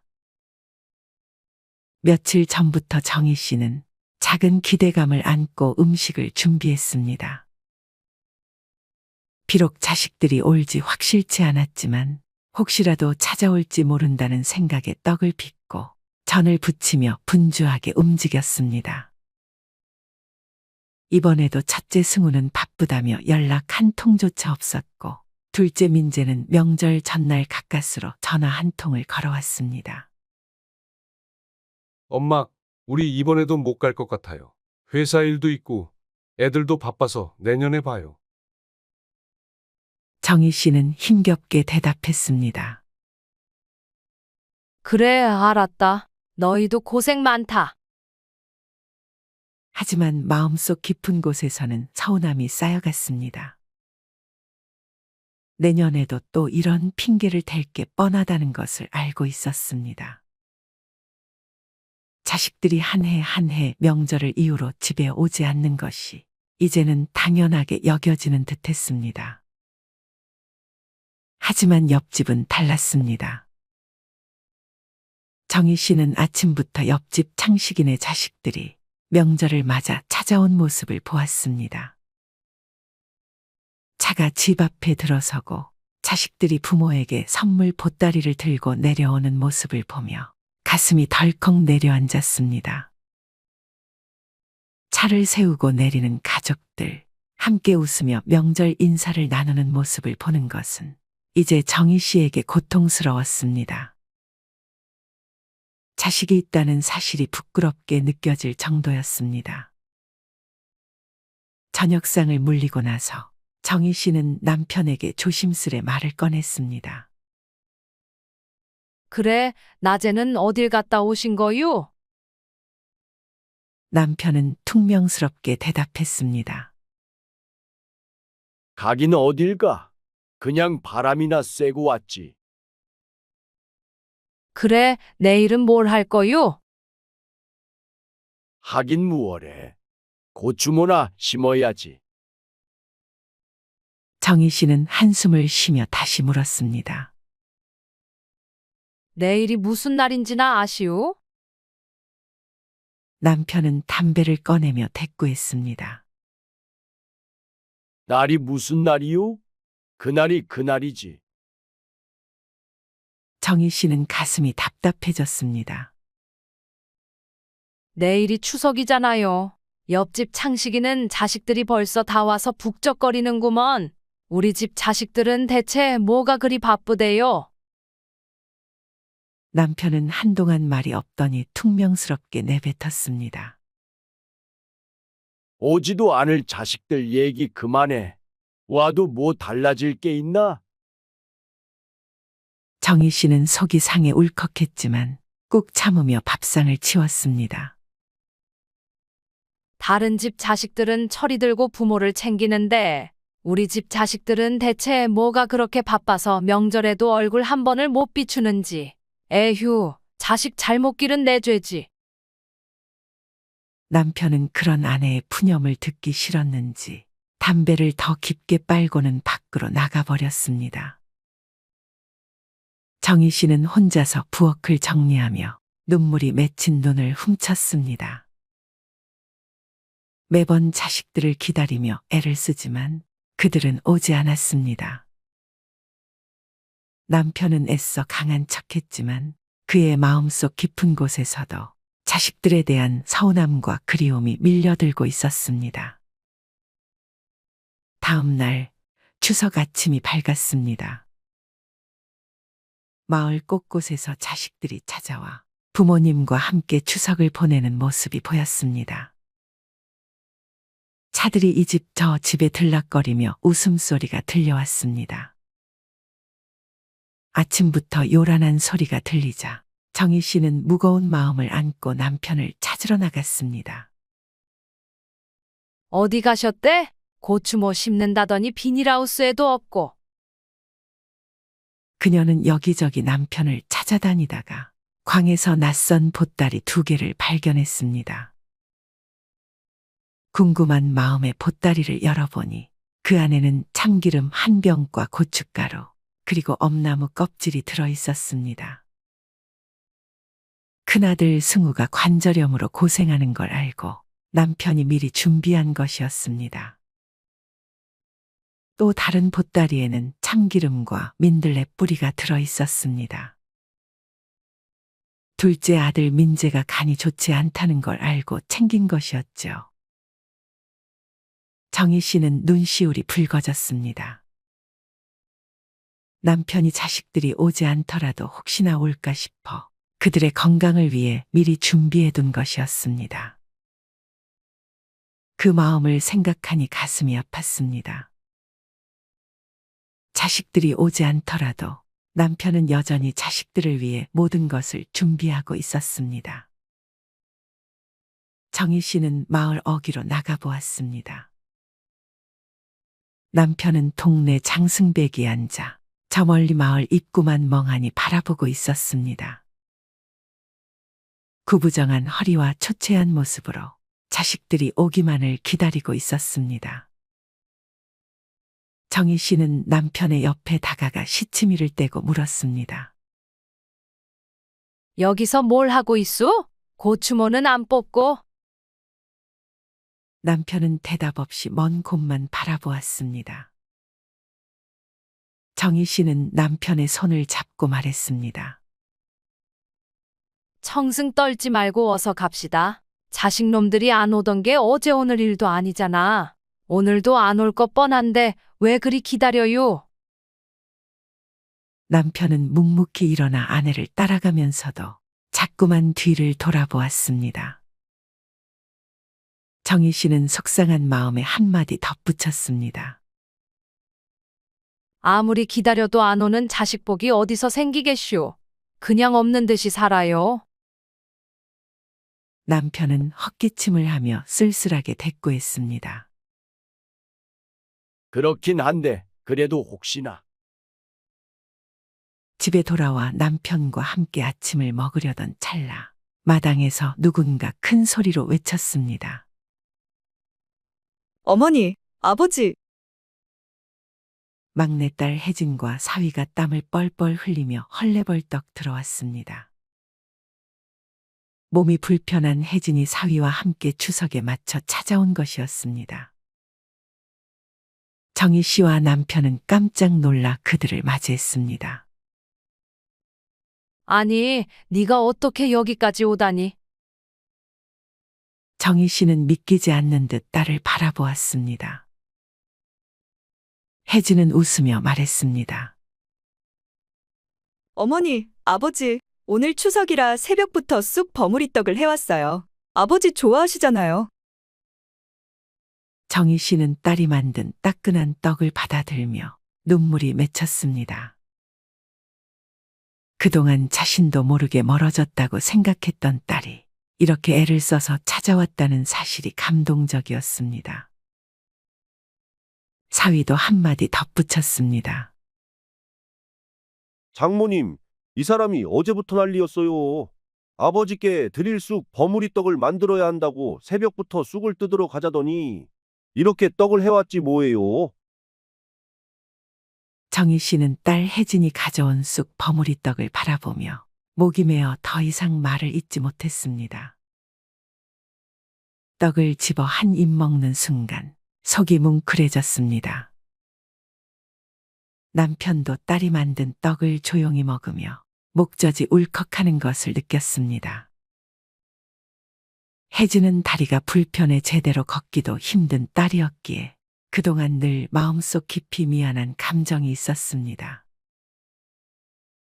혜진이 온전히 자신을 돌보지 못할 것이라고 생각했던 부모는 자식들이 자기만의 삶을 사는 것을 당연히 여겼고 막내딸에게도 큰 기대를 걸지 않았습니다. 혜진은 새벽부터 사위와 함께 손수떡을 만들어 온 것이었습니다. 그저 부모님께 드리고 싶다는 마음 하나로 불편한 몸을 이끌고 사위와 함께 추석에 찾아온 것입니다. 정희 씨는 그 마음이 고맙고도 미안했습니다. 어머니, 아버지, 여기 떡 더 있어요. 드시고 부족하면 더 드릴게요. 혜진은 웃으며 부모님 앞에 떡을 더 내놓았습니다. 남편은 눈시울이 붉어진 채로 천천히 떡을 집어들며 딸을 바라보았습니다.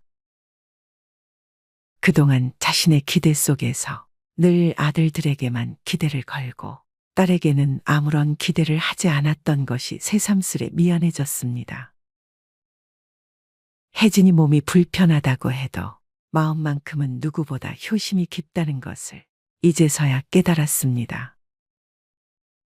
네가 이런 걸 해올 줄은 몰랐다. 남편은 어렵게 말을 꺼냈습니다. 다리도 불편한데 어쩌려고 이렇게까지 애를 썼냐? 혜진은 오히려 그 말을 듣고 장난스럽게 대답했습니다. 다리 좀 불편한 것 가지고 무슨 그냥 조금 더 천천히 걸으면 되지요. 부모님께 드릴 떡을 직접 만들어 오고 싶었어요. 혜진의 말에 정희 씨는 그만 울컥하고 말았습니다.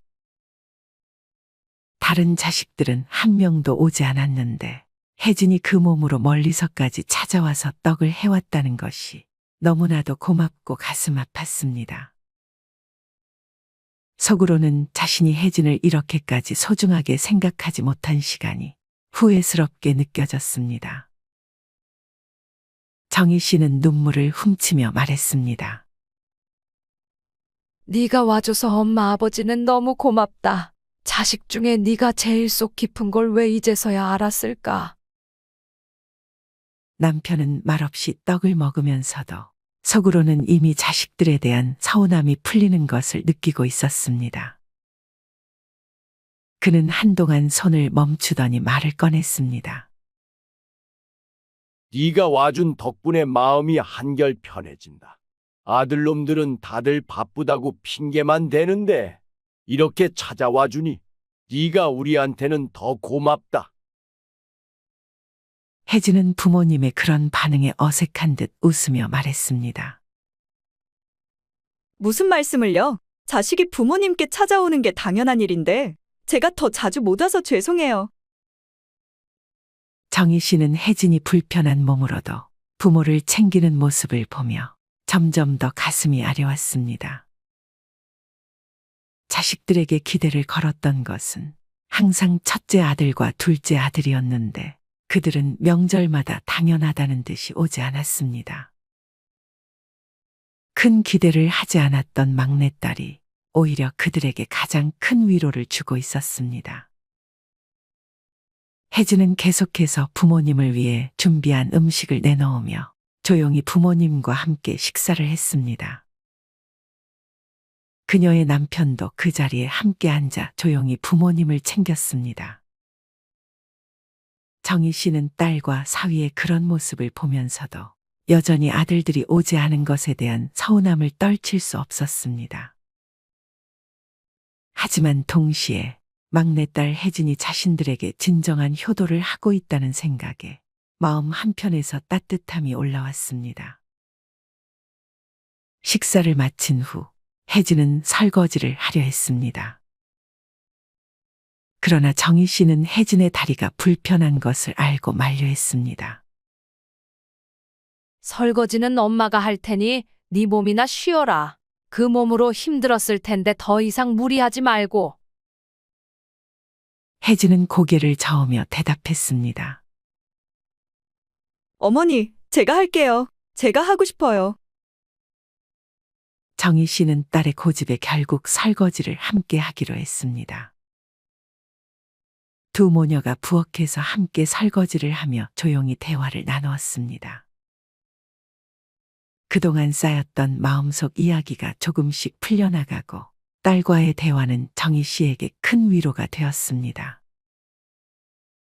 부모님과 함께 시간을 보내며 혜진은 조용히 자리를 지켰고 그 모습에 남편도 마음이 한결 가벼워졌습니다. 다른 자식들이 오지 않았지만 그 한 명의 딸이 부모님의 마음을 채워주고 있었습니다. 그날 저녁 혜진과 사위는 다시 먼 길을 떠나기 전에 부모님께 인사를 드렸습니다. 어머니, 아버지, 저희는 이제 그만 가볼게요. 몸 건강하시고 또 올게요. 혜진이 떠나기 전 정희 씨는 그녀의 손을 꼭 잡고 말했습니다. 다음에 또 올 필요 없어. 그저 건강하게 네 자리에서 행복하게 살아줘.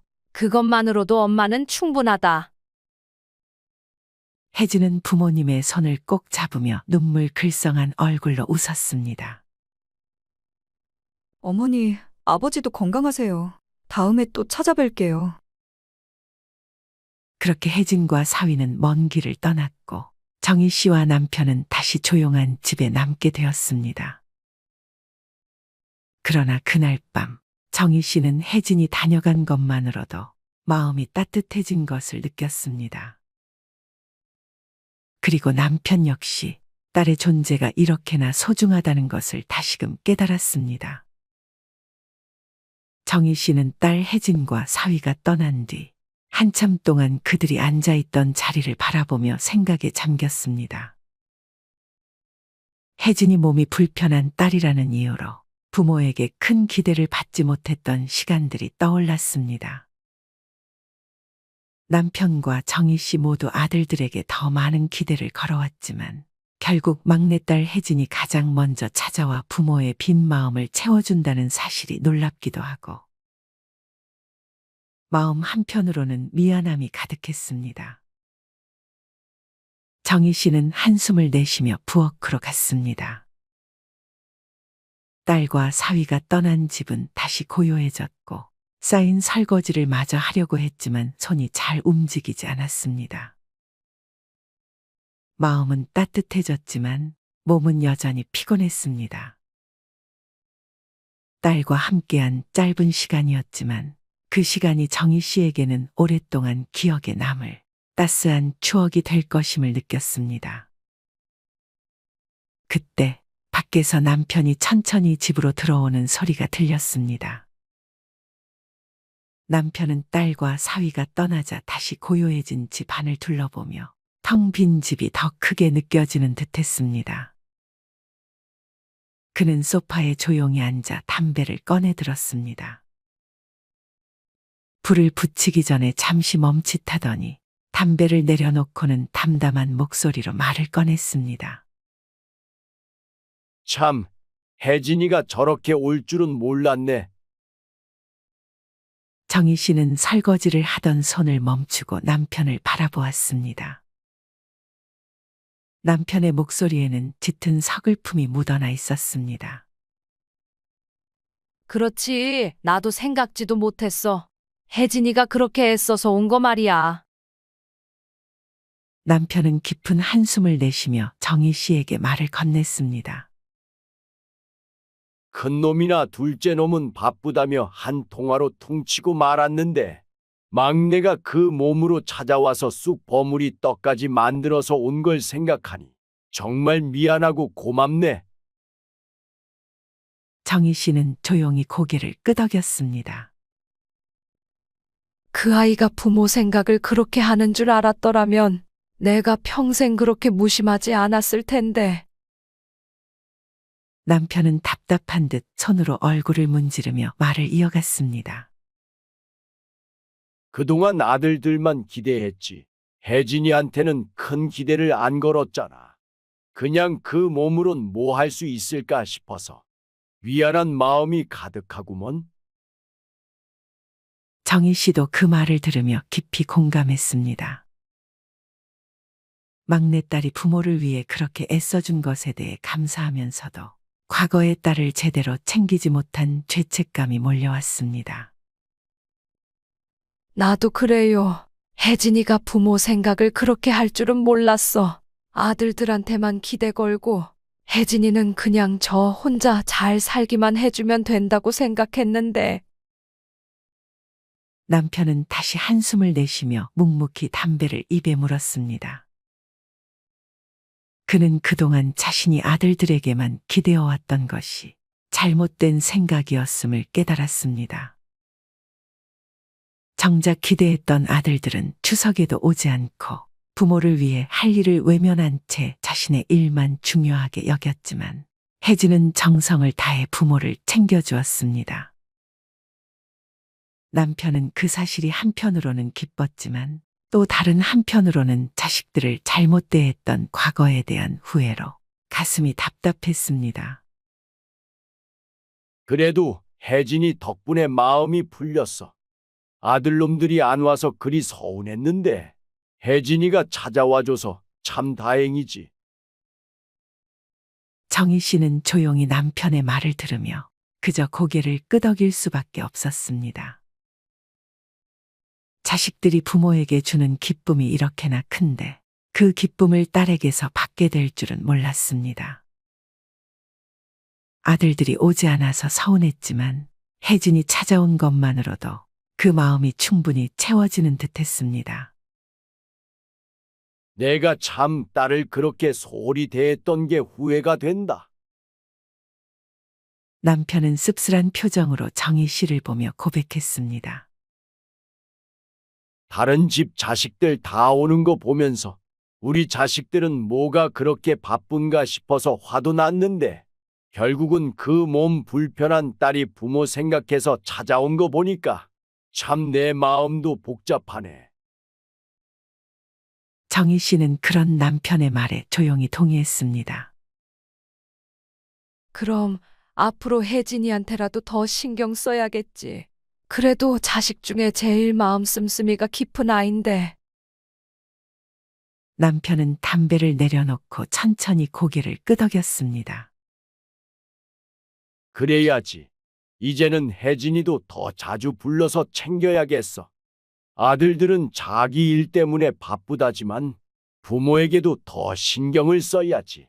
혜진이 같은 자식이 있어서 그나마 다행이지.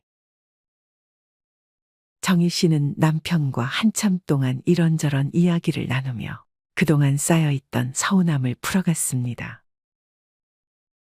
아들들이 오지 않은 것에 대한 실망은 컸지만 딸이 부모를 잊지 않고 찾아와 준 것만으로도 큰 위로가 되었습니다. 그날 밤 정희 씨는 침대에 누워 딸이 찾아온 기억을 되새기며 생각에 잠겼습니다. 그 몸으로도 부모에게 무언가를 해주고 싶어 했던 혜진의 마음이 너무 고마웠고 그 마음을 진작 알지 못했던 자신이 미안했습니다.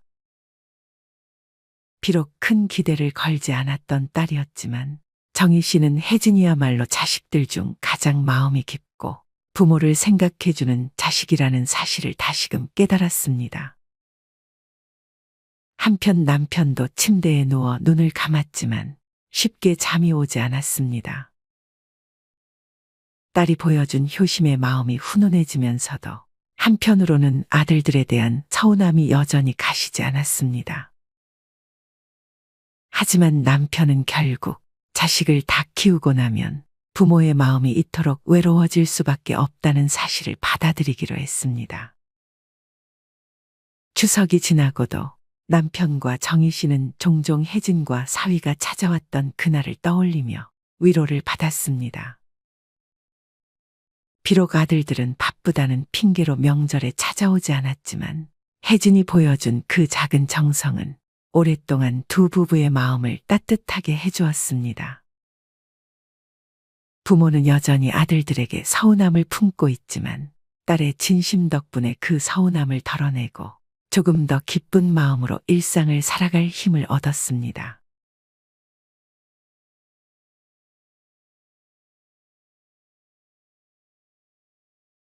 이 사연을 들으며 무슨 생각이 드셨나요? 정말 가슴 한켠을 뭉클하게 하는 사연입니다. 무자식이 상팔자다라는 말 들어보셨나요?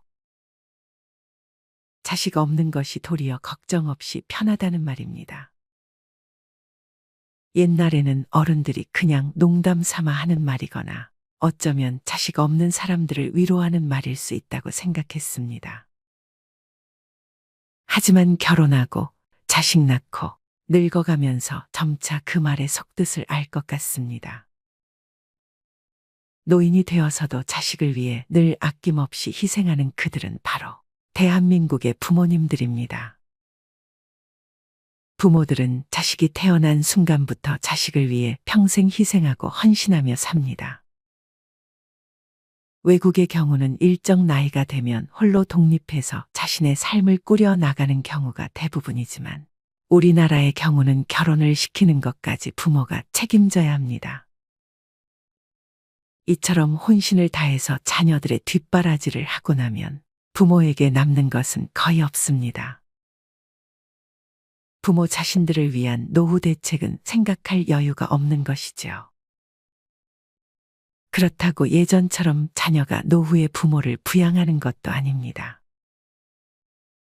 자식은 키우는데 공도 들지만 때론 삶 자체를 좌지우지하는 존재이기도 합니다. 자식으로 인해 기쁘기도 하지만 어쩌다 자식에게 불행한 일이 닥쳤을 때 겪는 고통은 그 무엇과도 비교할 수 없을 만큼 큽니다. 요즘 남에게 말 못하는 가슴앓이를 하며 사는 부모들이 너무도 많습니다. 잘 나가는 아들은 내 아들이 아니고 빚진 아들은 내 아들이다라는 말이 있듯이 자식들은 부모에게 필요한 것이 있을 때만 전화하고 찾아옵니다. 자식에게 모든 것을 주는 부모가 되어서는 안 됩니다. 하지만 자식들이 사업한다, 뭐 한다는 이유로 부모에게 돈이 필요하다고 손을 내밀면 그걸 무시할 수 있는 부모는 과연 몇이나 될까요? 그나마 경제 능력이 있으면 다행입니다.